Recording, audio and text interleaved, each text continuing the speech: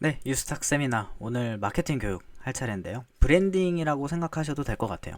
나는 왜 이 일을 하는가, 오래가는 것들의 비밀, 마이너스 터치 요 세 권의 내용을 제 방식대로 약간 재해석해서 전달해드리는 시간입니다. 마이너스 터치에 있는 어떤 한 에피소드로 시작을 할게요. 라벌 키아사키님의 에피소드인데 이분은 군 파일럿이 되고 싶어서 비행학교를 갑니다. 그리고 이 상황은 이제 학교를 막 졸업하고 어느 군대에 갈까 보고 있는 상황이라고 보시면 될 것 같습니다. 처음에 이제 공군에서 사람이 왔어요. 이 사람이 하는 말이 저희는 장비 진짜 최고 좋습니다. 시설 끝내줍니다. 수영장 있고 골프가 있고 뭐 이런 식으로 이제 장점에 대해서 얘기를 했다고 합니다. 그 다음에 이제 해군에서 와가지고 이 사람 엄청 웃겼대요. 그리고 수송기 조종이 얼마나 신나는 일인지 막 그 신남에 많이 강조를 했다고 합니다. 사진, 영상 막 이런 거 보여줬겠죠. 육군에서는 뭐라고 했냐면 실제로 베트남 작전에 참여한 그런 영상, 사진, 탱크를 어떻게 실어 날르는지 뭐 이런 얘기를 많이 했다고 합니다. 국경수비대에서는 사람 구해 보셨습니까? 우리는 바다에 빠진 사람 헬기로 구합니다. 이러면서 자료들을 보여주면서 얘기했다고 합니다. 이제 마지막 남은 건 이제 해병대죠. 귀신 잡는 해병대 아니겠습니까? 한마디 하고 내려갔다고 합니다. 사람 죽이고 싶으면 오세요. 이 말을 듣고 해병대를 갔대요. 이게 마케팅 아니겠습니까? 네, 한마디 했는데 누가 가잖아. 그죠? 요런 거를 좀 어떻게 하면 우리가 할 수 있을까? 요런 고민에 의해서 이제 챕터를 네 가지로 나눠봤는데요. 일단 첫 번째로 브랜딩이란 이성을 건드려야 되나 감성을 건드려야 되나 뭐 답은 뭐 나와 있죠. 이제 이 사이먼 사이넥이라는 사람이 흥미로운 자료를 가져왔어요. 뇌 구조를 보여주면서 감성과 이성이 어떻게 서로 맞물려서 우리 인간은 결정을 하는가 이거를 공부했다고 합니다. 결과는 감성이 다 결정을 해놓는데요. 그리고 나서 이성은 이제 그냥 이제 합리화 시키는 거야. 그러니까 내가 얘가 몰라 그냥 싫어. 그리고 나는 얘가 그냥 좋아. 그럼 이제 이성이 이제 나타나서 이제 얘는 뭐가 어떻고 뭐가 어떻고 뭐가 어떻고 해서 나한테 맞아. 얘는 어떻고 어떻고 해서 나랑 안 맞아. 이걸 이성이 한다고 합니다. 이게 무슨 말이에요? 마케팅 할 때는 물론 이성도 건드려야 되겠지만 이제 감성을 집중 공략해야 된다는 거죠. 그래서 많은 회사들이 마케팅하는 방식을 세 가지 골든 서클이라고 표현을 하시는데 이렇게 표현을 해봤어요. 무엇을 어떻게 왜. 근데 이 왜가 감정하고 관련이 돼 있으니까 내가 왜 하는지 사람들이 이걸 왜 사야 되는지 이제 이런 부분을 강조하라고 얘기를 합니다. 그리고 이 책에서 또 이제 예를 드는 게 애플인데요. 애플이 참 왜를 잘 건드린다고 해요. 삼성이나 마이크로소프트는 사실 그러지 못하고 있는데 이제 삼성이나 마이크로소프트의 예를 들어볼까요? 이 컴퓨터는 어떤 CPU를 쓰고 있고 어떤 GPU를 쓰고 있고 모니터 화질은 몇이고 뭐 옛날 우리 삼성 핸드폰 나올 때 뭐 화질이 몇이고 몇만 화소고 이런 얘기 많이 들어보셨죠. 그렇게 얘기하는데 그건 다 what, how에 해당하는 것들이다. 근데 애플은 어떻게 하는지 한번 보자 라고 해놓고 진짜 애플이 이런 말을 자주 하더라고요. 우리는 한계에 도전하고 싶습니다.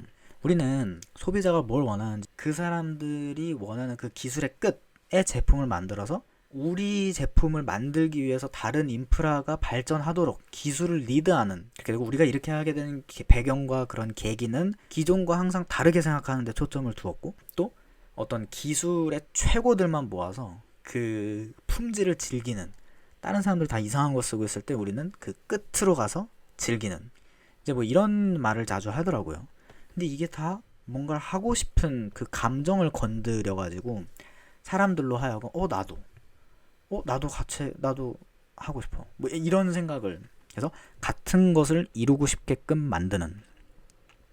그래서 우리는 뭘 이루고 싶은지를 계속 이제 얘기하다 보면은 그걸 같이 이루고 싶은 사람들은 자연히 따라올 수도 있다는 그런 이야기인 것 같아요.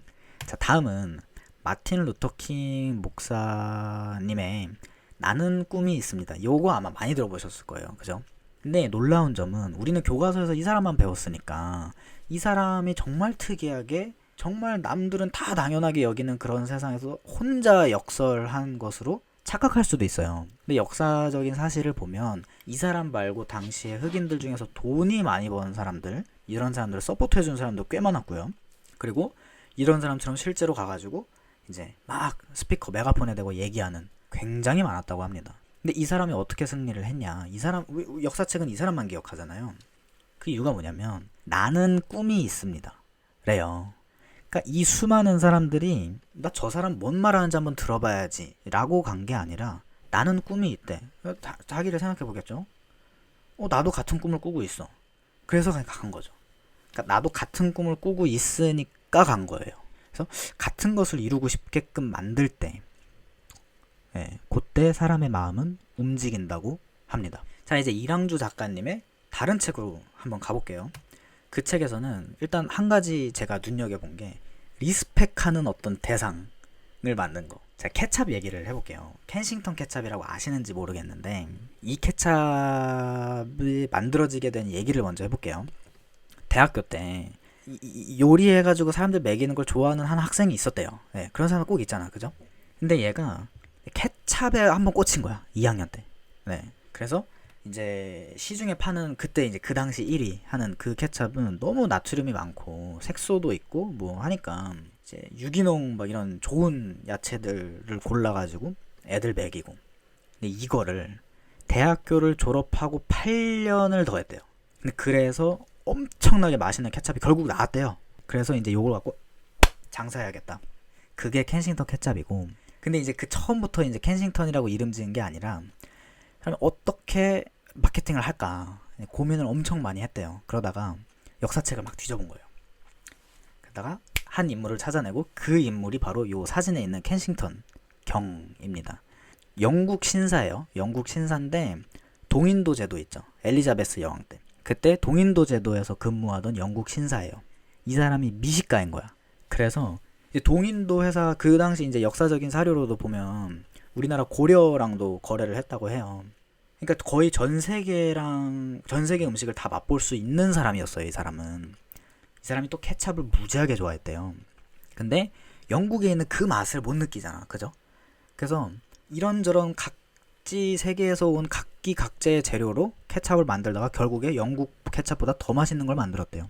그래서 오히려 엘리자베스 여왕이 먹어보고 이거 뭐야? 당장 가져와. 이래가지고 역수출도 하고.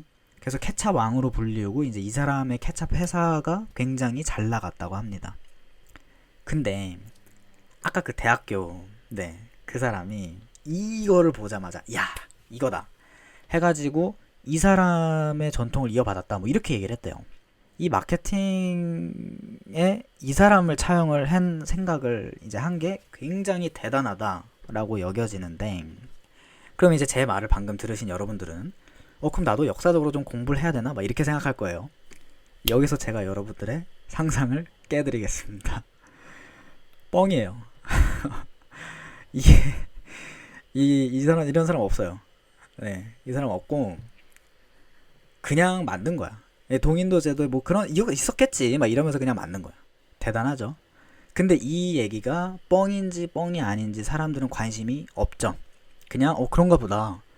정말 전통이 있나 보다 하면서 엄청 사들이기 시작했고, 창업한 지 한 10년 안에 바로 얼마 전에 2016년에 1위를 했다고 합니다. 케찹계에서. 대단하죠. 네, 참 저도 감명 깊게 봤습니다. 넘어갈게요. 이제 다음은 이제 우리나라 국내 업체인데 삼진어묵이라고 아실 거예요. 근데 이 사람들이 지금 하는 말이 이거예요.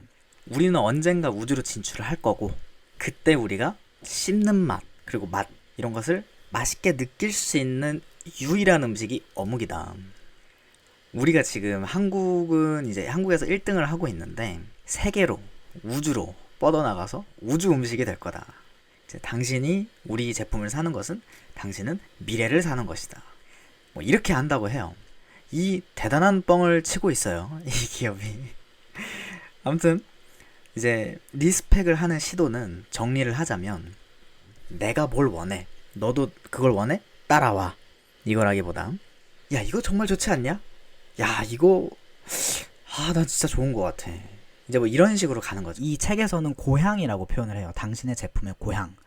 근데 저는 좀 리스펙이라고 저는 해석을 합니다. 내가 정말 동경하고 참 믿음 간다 이런 거를 만들 어떤 그런 스토리를 준비하는 거죠. 네, 넘어갈게요. 이제 끝나도 끝난 게 아니다. 이제 이 말은 무슨 말이냐면 소비가 끝났어. 그러면은 감정을 전달받아서 내가 뭔가 액션을 취했고 그 돈도 지불을 하고 그러고 났는데 그 똑같은 감정을 그러고 난 후에 한 번 더 느끼게 하는 거죠. 그래서 완전 이 제품에 빠져들도록 하는 거죠. 자, 사례를 얘기해 볼게요. 닥터자르트 아마 여성분들은 좀 많이 아실 것 같은데 2018년 바로 얼마 전이죠? 그때 이 노란 펭귄 대박 났잖아요.